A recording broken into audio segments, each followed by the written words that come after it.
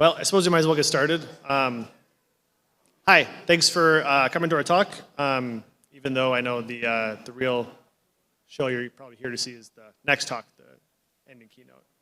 But we appreciate you coming anyway. Thank you. Thank you. So today we're going to talk about a problem that we encountered on our team that at the time we didn't have any public research or blog posts that we could find about. So we're presenting today in the hopes that maybe your internal pentest team gets a little helped out by our talk. So who are we? I'm Dan. I've been at Target for 6 years doing application security pen testing. I like building open source security tools and doing home lab stuff in my free time. And then Emerson. Hey, good evening, everyone. I'm Emerson. I've been with Target for 4 years now. There's a typo on the slide. It says 5, but and 7 years total in the pen testing space. I've also got some DevOps experience, and yeah, I'm really passionate about not only finding and exploiting vulnerabilities because that's super fun, but also I derive a serious amount of enjoyment on the other side, which is delivering pretty meaningful reports to our dev teams and helping them incorporate more secure coding practices and frameworks so that they don't have to hear from us again. So just a quick primer on our team. We're known as the Security Testing Services, or STS, at Target. We are a team of 12 people. Our primary role is to pen test basically everything in Target's networks. That's mostly web apps, which are Spring Boot APIs with React front ends, and then also all of their associated infrastructure. Every once in a while, we also get mobile apps and hardware devices. So stuff that you've seen in the Target stores, we've probably tested that before it got rolled out.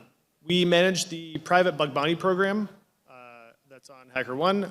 We triage, validate, and then issue findings based on reports that get submitted by researchers. Some of them are super cool. We work closely with the DAS team, who manages the automated testing platform, and they onboard all the apps for that. We'll kind of cover more about them in a bit here.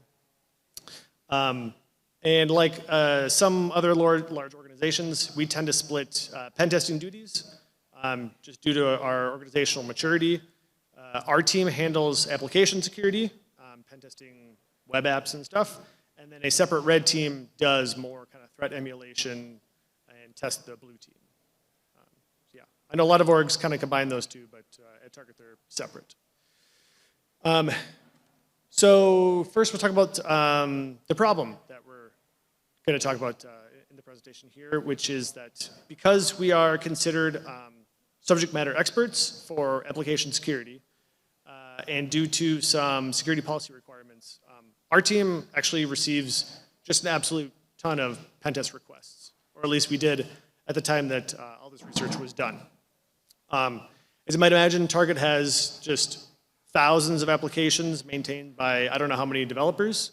And as a result, everybody would submit pen test requests for their applications, and we ended up just being drowning in work. There were far more requests submitted to our team than we could ever actually do in a year. This had a pretty negative impact on our team, and it didn't look great to management because, as you can see, the completion ratio there, it's not great when management can see that 55% of the tests that got submitted you actually did. So what happened to the other 45%? So why did we get so many requests? So Target has an organizational-wide security score that rewards teams for creating pen test requests. So you get this kind of overall security score, and one of the things that impacts that is submitting for a pen test. And it turns out that you actually get credit for just requesting a pen test, even if we can't do it, because, well, your team did the right thing, you requested one, it's not your fault that our team couldn't actually do it. So there was also a security policy that had requirements for teams with certain types of apps to submit a request for a pen test. So If you were externally facing on the public internet, you were required to request a test. If your app had high guest impact, all these sorts of things. Even if the app was something super simple, like an API with one GET request that doesn't really do a whole lot, you would request a pen test from us. And then kind of finally, there was no real attention paid to the quality of the test requests that we received. They were all treated equally. We never asked, does this app pose risk to the business, or is this scope large enough to even be worth it? Because as a lot of pen test teams know, the bulk of the work is usually gathering the information and the ramp up to the test. So you're doing a ton of that work, and then the actual testing is not much. That sucks. We also were not doing retros at the time to learn what went right or wrong on tests, and whether that test that we did was good or bad, to learn from kind of our past mistakes. So overall, it was kind of the worst of all worlds, where the tests were not very big, and we were not completing very many of them, and the findings that we were actually getting were not that impactful, or not as impactful as we would have liked. So when you have more requests for work than you could ever do in a year, how do you decide what's most important? And what happens to all those other tests that you can't actually manually test? Our solution to this problem, and the topic for the rest of our talk today, will be a tool that our team designed that was sort of my baby project, called QC, which stands for Q Commission. The name comes from the fact that our backlog of work was referred to as our test queue, and that we kind of had this process to determine what was good and bad in the queue. So we kind of just deemed it Q Commission. But the overall idea was to create a list of criteria with which to measure each app in the pentest request, because each pentest request coming in could have more than one app. It just has to have at least one. And then, so we would meet weekly as a team to review the results of the requests that came in the last week and decide, okay, so the score for each one was this. If it was above a certain threshold, we would test it on our team. If it was below the threshold, it would get kicked to automated testing, which in our case is DAST. So there on the right-hand side table, you can see these are all the kind of criteria that we scored the test requests on. And so for each of those, that would kind of bump the score up or down. So does the API have endpoints that are not just GET? If yes, okay, that bumps the score up a little bit. If you've had a previous pen test and there were findings, that will bump it up a little bit, and so on. Is the data classification more sensitive? Is there high financial impact? That sort of thing. So we'd weigh all of the pen test requests that we got in the last week, give each one a score, and then decide which ones we're actually going to do manually. Not represented here is that we also have security partners in the org that have a lot of knowledge about each of the individual apps. And we would also ask them, hey, these are the list of apps that we're going to test. These are the apps that we're not going to. You guys have very specific knowledge of these apps. Do you want to override any of these decisions for one reason or another? And sometimes they would say yes. This team seems like they need a little security work. Let's actually test that up. So we ran through this process for a while, and it certainly helped us kind of tame the queue, and along with some other processes that got changed that are out of today's scope, the workload definitely came down, which was awesome. And so we kind of took a look around and said, okay, well, now that we're kind of keeping our head above water, we could start analyzing whether or not the tests that QC ranked as the highest priority were a good fit or not. Because the scores that we chose to assign to each of those criteria were just kind of arbitrary. It was our first shot at designing that score. So it was now time to kind of look back and see, are we prioritizing tests that are yielding solid findings? Or is QC spitting out tests that maybe we shouldn't have done, and we need to change those criteria? So to talk about that analysis, how we did it, and the results of it, I'll hand it off to Emerson.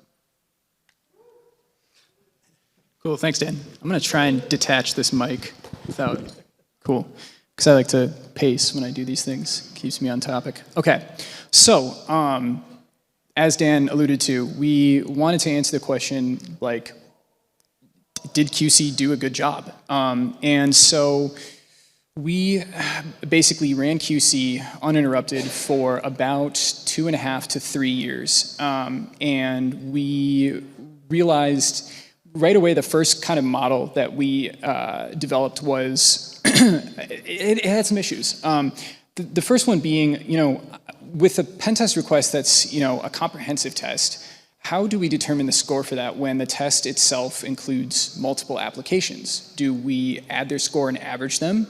Do we pick the one that scores the highest, or is there some other kind of algorithm we should rely on?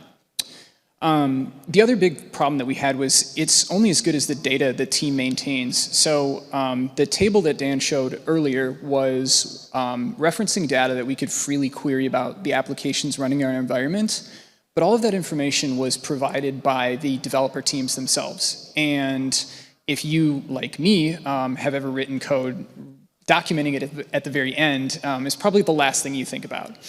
And so there was a lot of blind spots. And the last thing is that it ignored a lot of other factors. We were aware at the time that we were leaving some money on the table in terms of we feel like there's probably other variables out here that we could programmatically query to use to determine risk. We weren't quite sure where it lived. So anyways, getting into kind of how this sort of V1 model scored. The visual here that you see is a really kind of dumbed down correlation matrix. And so the things at the top were most correlated to a successful pen test outcome. And these things are the factors that we were considering, some of the factors we were considering that Dan showed in that previous table. And the things at the bottom, the lightest shaded colors were the least correlated to risk. The first question that we kind of wanted to answer was, so how do we define risk? What do we define a successful pen test as? And as we looked at the data more and sliced it in a bunch of different ways, we found that the easiest and kind of most general criteria was the amount of findings yielded per test. And at first, I'm sure that's going to sound pretty arbitrary, but the sample size that we were looking at was about 400 pen tests, and really the thing that we could find that was the most in common with a lot of these things was the yield on the tests. And we'll get into a little bit later kind of redefining what a successful test looks like as well. But for now, when you look at this and we talk about correlation, the things at the top here were correlated, most closely correlated to whether or not a test was going to yield findings. So the biggest takeaway here is scope, endpoint count wholesale, which is just a count of how many unique API calls or endpoints are present in that pen test. The more there were, the higher it was a chance of us yielding findings for that. But then the other takeaway, which was kind of a big wake-up call, was that actually a lot of the original criteria had weak or no correlation to whether or not a pen test was going to yield findings. So pretty quickly we realized we're going to have to make some improvements here. So going back to when I was talking about could we maybe redefine what counts as a successful pen test, because wholesale issuing of findings feels a little arbitrary. Could we maybe slice the data set or remove redundancy to better identify patterns was kind of like what we were asking, because the original data set was really tail heavy. It was a ton of tests that were either yielding no findings or just a bunch of lows. So if we said, well, what if we kind of curve it? We ignore those and we say, let's apply a filter to these pen tests and say, we'll define a pen test as one that yielded one or more findings of medium or higher severity findings. And then maybe we could even further restrict that to, we only want to look at pen tests that yielded 2 or more medium plus findings, or perhaps even 3 or more. As we kind of honed in on these tests that yielded not only a lot of findings, but also a lot of high severity and impactful findings, we actually had a little bit more of like a kind of like a heartening outcome there, which was actually some of these factors are correlated to those outcomes. And so what you can see is some of the factors that ended up being more correlated to like the really kind of like, I don't know, slash and burn kind of campaigns that we engaged on were things, again, like scope. So endpoint count was still way up there. Financial impact was another one we saw jump way up. So that's just a measure of if this application were to just go down, how much money like per hour would Target lose as a result of that? Guest impact is kind of the same thing, except it's more about visibility. So, our landing page at target.com, that's like the highest guest impact that we have because it's our flagship application. And then previous pen tests as well, which, is not all that surprising. If a team had a previous pen test and there were more findings on it, there's a good chance that also another app in that umbrella might also have, might also yield findings. But at this point, we kind of realized that we really just needed to overhaul the model wholesale. We needed more data, and we needed to consider more variables, because even slicing the data in the way that we did previously just provided a moderate bump in correlation. So it turns out it wasn't as hard as we thought.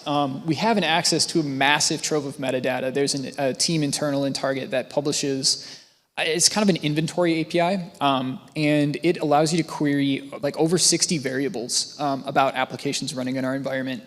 And it's a wide range of data, such as obviously all of our pen test data that we have access to, but things like basically everything that is relating to the application's respective GitHub repositories, as well as the application team's Git org status. Environment configs, we can ask this API about, not super specific, but questions about what does the runtime environment look like for these applications? And then the infrastructure status, what is it actually running on? What code bases, what application servers support this, et cetera. So we used just basically all these new variables, and we kind of recomputed that correlation matrix. And we found that there were actually some new variables that were also pretty decently correlated to a successful outcome of a pen test. But again, they point to things like scope and size. So some of the more relevant factors were things like the size of a team's organization, which we could pull off of GitHub. The count of admins in a relevant Git organization. The more admins you had, the higher chance that we might find something on pen test. Counts of commits in relevant Git repos. Code velocity, just wholesale. How much code was being written and how frequently. Various GitHub safety features enabled was strongly, invertedly related to whether or not we were going to find anything. So if your team had a lot of really mature security coding practices and things that you can enable also on your repos, even simple things like not allowing merges without pull requests or GitHub templates, that was inversely related to us finding things. And then also a little bit about code-based language. So the actual what the app was written in. We were also able to identify that as well. So using all of that information, what changes did we make? We basically took this new algorithm, which we'll now kind of refer to as the QCV2, and we scored all of the products in Target, which we hadn't done previously. And we nominated from that list the top products from each organization. So we kind of tried to shotgun spread across all of Target to get a good representation of what we might be testing. And we're actually still engaging in some of these nominated tests that we did. The other thing was kind of more of a policy change. So regardless of whether or not we created them from that nomination process or not, we wanted scope increase on everything because we just could not ignore that, like the output of that research. And so what that's kind of looked like is during like the scoping phase of these pen tests is trying to cast as wide of net as possible, especially if teams are coming to us with concerns about their products. We're asking them like, okay, what else can we include in here? And then finally, a larger emphasis on novel code bases. So it wasn't something in these slides, but we also were finding that, you know, repeated pen tests of this, either the same product or within the same space, were kind of, it had this margin of diminishing returns effect. And so we wanted to make sure that we were testing new things more often. And so, what's the results? So I think I find this to be a really triumphant figure in my opinion. But this shows the breakdown of percentages of findings we issued and their severities over a couple years period. So starting in 2021 and ending in 2024. And I apologize that the percentages aren't showing very well for the red bar, which is our high severity findings.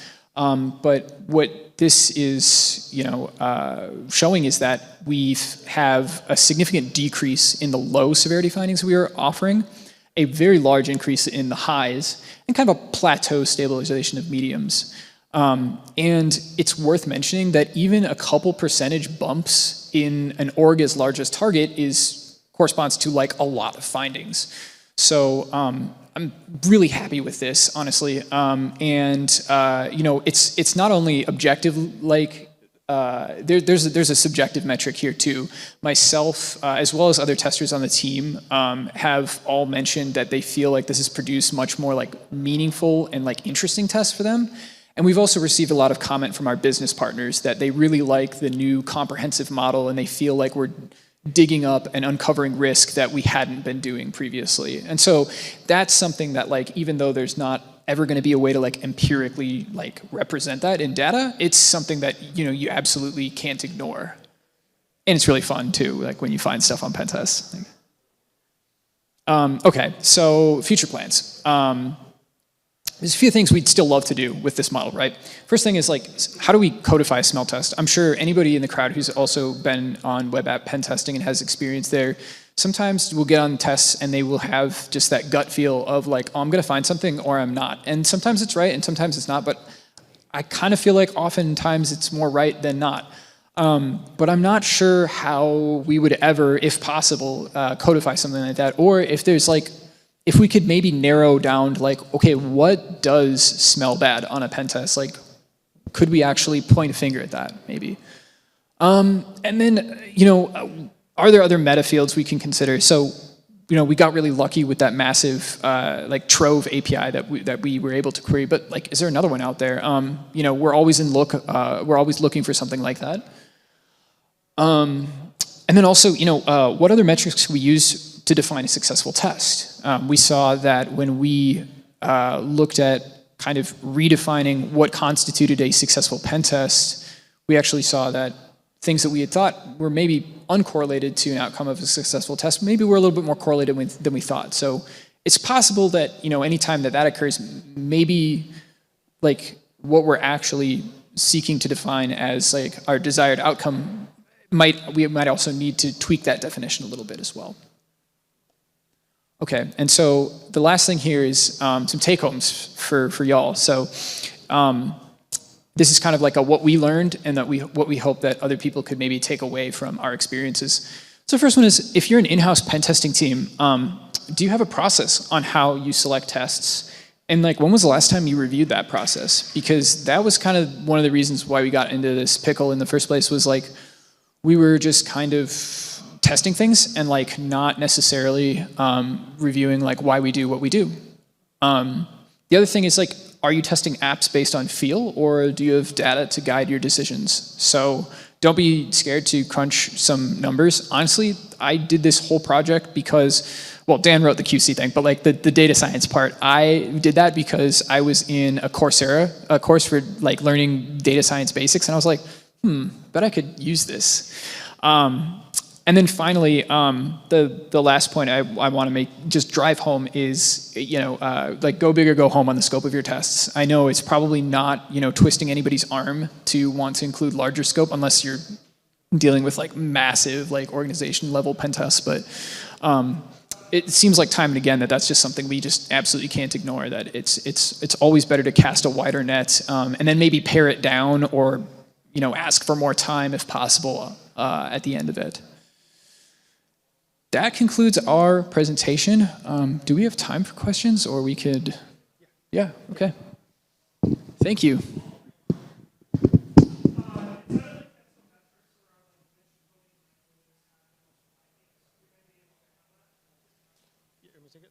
I can take it. Yeah. So the question was, we mentioned that coding language was one of the major criterias that led to findings. Explain more about that. Basically, that was just whether or not an app is following the standard target tech stack. So, like we mentioned, and I'm pretty sure it's public, like all of the APIs at Target, or like the large majority are Spring Boot APIs with React front ends. So that criteria is basically just, is this code base that we're analyzing something else? And if so, there's a pretty good chance we're gonna find something there. Because we have all these libraries and processes and kind of best practices built for the languages that we use the most. It's those other ones, the one-off languages. We see a little bit of Node.js, or if we see just a random Python app over there, you're probably gonna find something. Yep.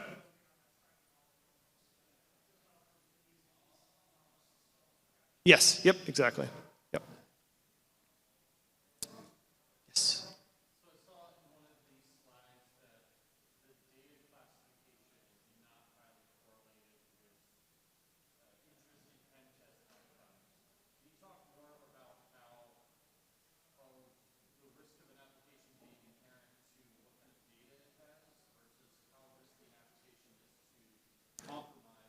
Absolutely. Yes. So the question was, how does it influence our decision test and app? The difference in app riskiness versus the likelihood of finding something there.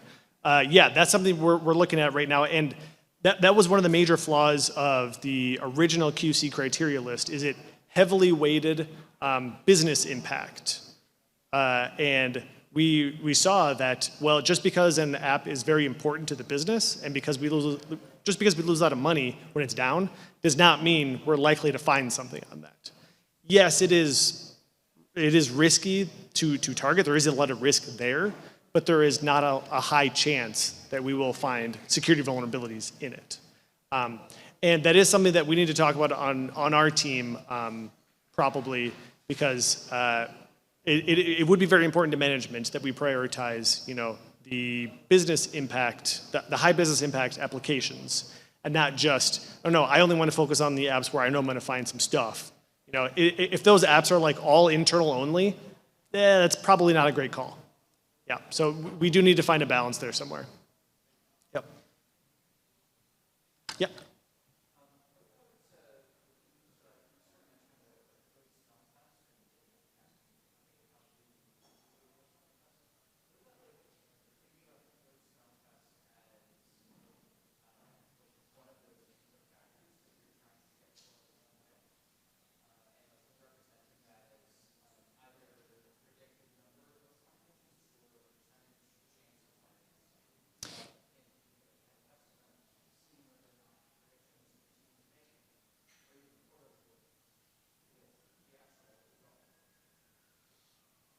Yes, I think I got that one. The question was the code smell test, future plan.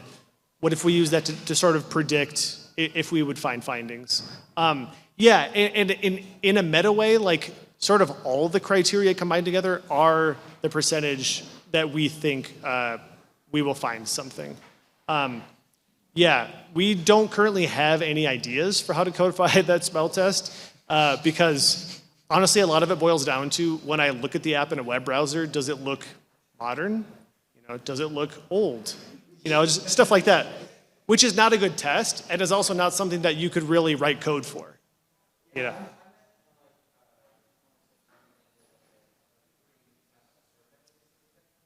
Ah. Yeah, I mean, so yeah, you nailed it. That's definitely a future, not necessarily part of this QC algorithm, but rather process wholesale, because part of kind of like running in parallel to this, we also wanted to find a better way to more efficiently scope our tests that really didn't have anything to do with risk, but we just found that it was taking a really long time to get tests off the ground. Teams were having a hard time, and we found that part of it had to do with we weren't asking necessarily the right questions to the people that had the answers for it. But there's something, I'm speaking vaguely here because we're still trying to figure it out as well. But like you said, part of the scoping call actually working, like not just walking through the app from somebody showing you like how a business user would use this thing, but like actually stepping through this app and doing a little light recon on it is definitely something that we're considering putting in the scoping process as well, yeah. Yeah, we have talked about doing stuff like that. Like one thing we do on every single pen test is we'll scan their Git repos for secrets, you know, with our scanner. What if we just proactively did that on every single test request we got? And you sort of like do a light pre-pen test if you can automate all of that stuff, and then give that a score. Yep. Any other questions? Great, thank you.